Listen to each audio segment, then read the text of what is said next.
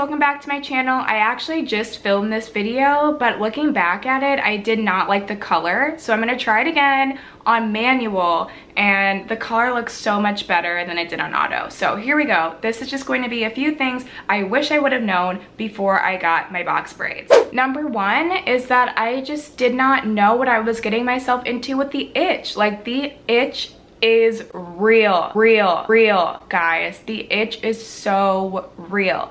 I did not realize that the first night you just don't sleep. You do not sleep. You wake up every hour. The itch is so bad. Like, I did not sleep for probably the first week, and the first 3 weeks of my braids were rough. Like, it was so bad. So I highly recommend getting like an itch oil, hair oil. Do not sleep with your hair in a ponytail in the back. I made that mistake. I made the biggest mistake of wearing a ponytail in the back and wrapping it with the scarf when I slept. But now I put my hair like in a side ponytail or a bun on the top and wrap my hair, because I feel like sleeping with my ponytail in the back made my head itch so much more.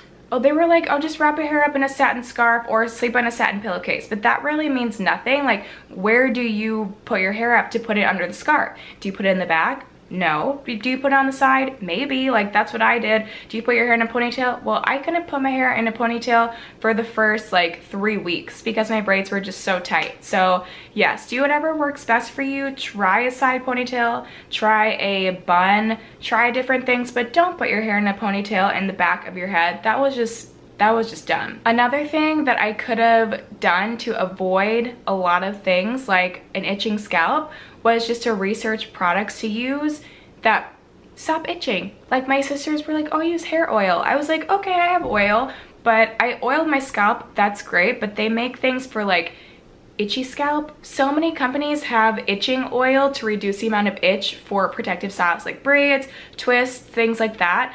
Definitely going to get that for next time I have braids or next time I have twists, something like a protective style that's going to itch my head. I need itch oil, not just regular hair oil. It works okay, but like, I need to try something else. Another thing is, nobody told me how to wash my hair. Like, I guess I could have looked at a YouTube video, but I kind of neglected to look for one. But yes, when I wash my hair, I did not use straight shampoo. I diluted it with a little bit of water, and I used apple cider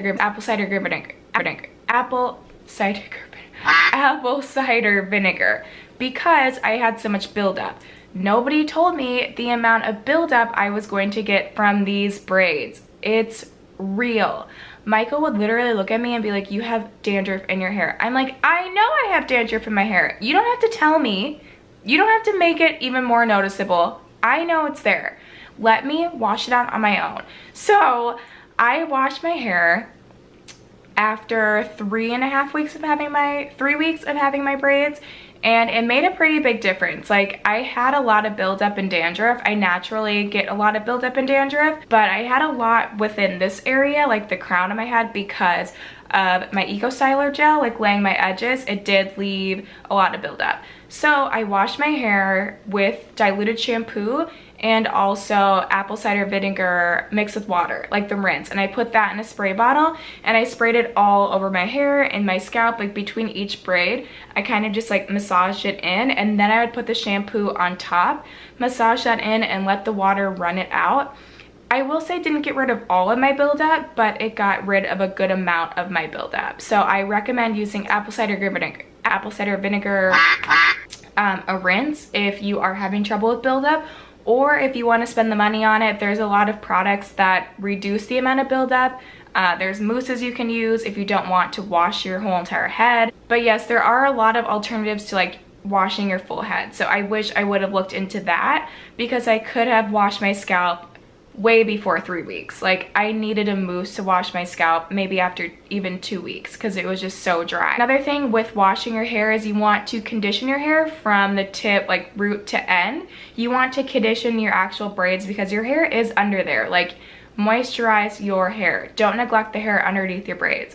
And aside from that as well, your hair will either get one, frizzy, or it will start popping out. Like, my hair isn't naturally, my hair frizzes, but my hair is also very fine. So it's not going to like poop. I literally can't talk today.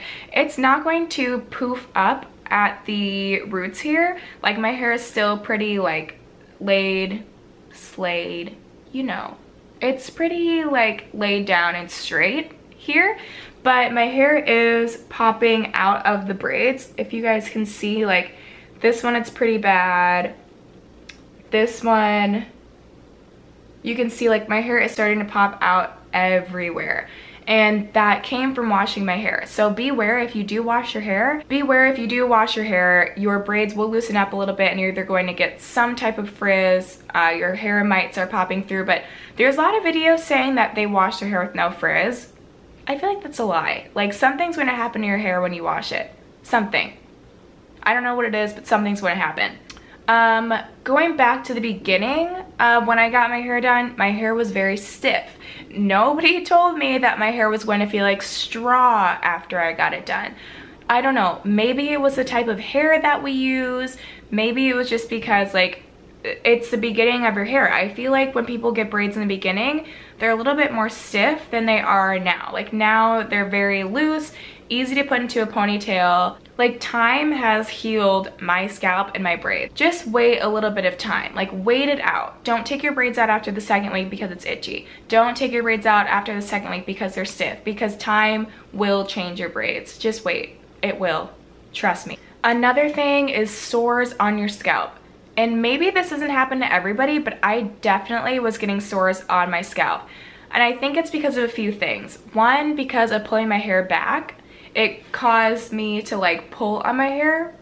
Another thing is I went to Seattle after 2.5 weeks or so of getting my braids, and it was really cold there. It was like 30-40 degrees. So my scalp wasn't used to that. I live in LA. So my scalp was getting very red, flaky, itchy. I was probably itching it in the middle of the night, which caused sores on my, well yeah, I think it was just a mixture of those two things caused me to have sores. Like not only like a lot in this area, not a lot, but like mainly in this area and a few like throughout, but after I washed my hair and after I oiled my scalp, they went away. I don't have any more sores on my scalp, so definitely listen to your scalp. If you are itching a lot, if you are red, if you're sore, if you're having sores, listen to your scalp. It could be a matter of oiling it, it could be a matter of washing it, or it could mean that you just need to take out your braids. Like you don't want to lose hair. Like you don't want to lose your edges. You don't want to get bald spots in your head from a protective style.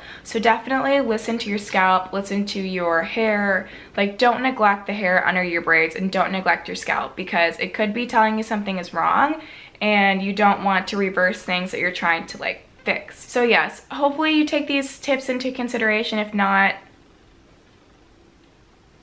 like I can't force you to do these things, but this is just what I wish I knew before I got braids. So thank you guys so much for coming back for another video. I hope you learned a thing or two, and I will see you all next week. Bye.